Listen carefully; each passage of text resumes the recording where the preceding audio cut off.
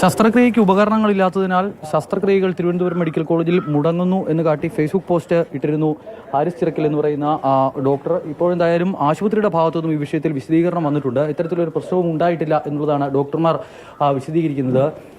ഡോക്ടറെ, ഈ ഒരു ഫേസ്ബുക്ക് പോസ്റ്റ് അതിൻ്റെ ഒരു യാഥാർത്ഥ്യം എന്താണ്? ഈ ഹാരിസ് ചിറക്കൽ ഇട്ടിരിക്കുന്നത് ഞാൻ സത്യത്തിൽ ഫേസ്ബുക്ക് പോസ്റ്റ് കണ്ടിട്ടില്ല. ആ പോസ്റ്റിൽ പറയുന്നത് ഇവിടെ ഉപകരണങ്ങളില്ലാത്തതുകൊണ്ട് ശസ്ത്രക്രിയ നിരന്തരമായി മുടങ്ങുന്നു. കഴിഞ്ഞ ദിവസം ശസ്ത്രക്രിയ മുടങ്ങി, അതിൽ മനോവേദനയുണ്ട്. ഈ ഉപകരണങ്ങൾ വാങ്ങാൻ വേണ്ടി ഉദ്യോഗസ്ഥരുടെ അടുത്ത് കയറി ഇറങ്ങി ചെരുപ്പ് തേഞ്ഞു എന്നൊക്കെയാണ് പറയുന്നത്. ഇല്ല, ഇങ്ങനെ ഒരു ഇൻസിഡന്റ് മാത്രമേ നമുക്ക് ഇപ്പോൾ റിപ്പോർട്ടഡ് ആയിട്ടുള്ളൂ. വേറെ ഒന്നും അധികം ഒന്നും റിപ്പോർട്ട് ആയിട്ടില്ല. ഈ കേസ് ഒരു കേസ് മാറ്റിവെച്ച കാര്യമാണ് നമ്മൾ അറിഞ്ഞത്. അതിൽ ഉപകരണങ്ങളുടെ കുറവുണ്ടായിരുന്നു. ഉപകരണങ്ങളല്ല, അതിലുള്ള ഉപയോഗിക്കുന്ന ഒരു അത് കേടായി, ഉപയോഗിച്ചുകൊണ്ടിരുന്നപ്പോൾ കേടായി, അത് പുതിയത് വാങ്ങണമെന്നുള്ളതേ ഉള്ളൂ, വേറെ ഒന്നുമില്ല. ഡോക്ടർ പറയുന്ന പോലെ ഈ ഒരു ഗൗരവമായ പ്രശ്നം ഇപ്പൊ ആശുപത്രിയിലില്ല. ഇല്ല, അങ്ങനെയില്ല. ഈ ഒരു ഡോക്ടർ അല്ലാതെ മറ്റാരെങ്കിലും പരാതിയുമായി രംഗത്ത്? ഇല്ല, അങ്ങനെ ഒരു പരാതിയും വന്നിട്ടില്ല. നമുക്ക് അഡ്മിനിസ്ട്രേഷനിൽ ഒരു പരാതിയും വന്നിട്ടില്ല.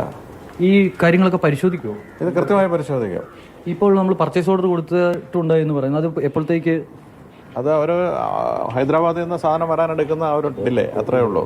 സാധാരണ നിലയിൽ ഉണ്ടാകുന്ന ഒരു കാലതാമസമാണ്, അല്ലാതെ കാര്യമായിട്ട് മറ്റു പ്രശ്നങ്ങളില്ല. ഇല്ല. ഈ ഡോക്ടറുമായി ബന്ധപ്പെടാൻ കഴിഞ്ഞിട്ടുണ്ടോ? ഇല്ല, ഫോണിൽ വിളിച്ചിട്ട് കിട്ടുന്നില്ല. ഈ ഡോക്ടർ ഈ ഫേസ്ബുക്കിൽ പോസ്റ്റ് ഇടുന്നതിന് മുൻപ് നിങ്ങളോട് ഈ വിഷയങ്ങൾ കമ്മ്യൂണിക്കേറ്റ് ചെയ്തിട്ടുണ്ടായിരുന്നു? ഇല്ല, അങ്ങനെ കമ്മ്യൂണിക്കേറ്റ് ചെയ്തിട്ടില്ല. പരാതിയായി പറഞ്ഞിട്ടില്ല? ആരോഗ്യവകുപ്പ് മന്ത്രിയോ അല്ലെങ്കിൽ ആരോഗ്യവകുപ്പിൽ നിന്ന് ആരെങ്കിലും ഈ വിഷയം അറിഞ്ഞതിന് ശേഷം നിങ്ങളുമായി കമ്മ്യൂണിക്കേറ്റ് ചെയ്തിട്ടുണ്ടോ? ഇല്ല. ആരോഗ്യവകുപ്പിൽ നിന്നോ? വകുപ്പിൽ നിന്ന് സ്വാഭാവികമായിട്ട് DME ചോദിച്ചിട്ടുണ്ട്, എന്താ എക്സ്പ്ലനേഷൻ ചോദിച്ചിട്ടുണ്ട്.